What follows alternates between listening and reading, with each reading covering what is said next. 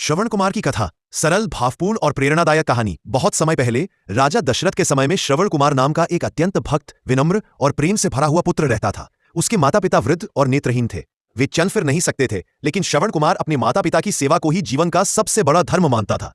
श्रवण अपने माता पिता को बेहद प्रेम करता था। जब वे बूढ़े और अशक्त हो गए तो श्रवण ने निश्चय किया, मेरे माता पिता जो चाहेंगे वही मैं करूंगा। उनकी सेवा ही मेरे लिए भगवान की पूजा है।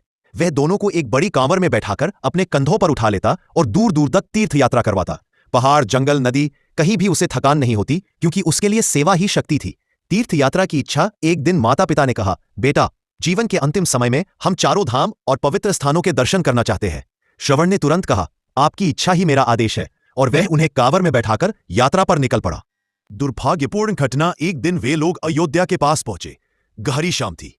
माता पिता ने पानी मांगा, सो श्रवण एक नदी किनारे पानी लेने गया। उसी समय राजा दशरथ जंगल में शिकार कर रहे थे।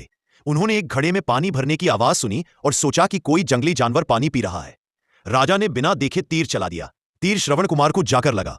वो दर्द से गिर पड़ा, लेकिन क्रोध नहीं किया। राजा को पुकार कर कहा, आपने अनजाने में मुझे घायल किया है। मेरे माता पिता नदी के पास बैठे हैं, कृपया उन्हें पानी पहुंचा दे। वो अंधे हैं, मेरा इंतजार कर रहे होंगे। राजा दशरथ बहुत पछताए। वो पानी लेकर श्रवण के माता पिता के पास पहुंचे। वृद्ध दंपति ने कहा, हमारे बेटे को आवाज दो, वो कहा है। राजा ने कांपती आवाज में सच बताया।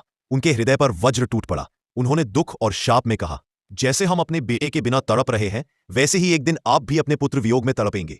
ये शाप आगे चलकर श्रीराम के वनवास और दशरथ के वियोग में मृत्यु का कारण बना। श्रवण कुमार की महानता। श्रवण कुमार भारतीय संस्कृति में आदर्श पुत्र, सेवा, समर्पण और भक्ति का प्रतीक बन गए।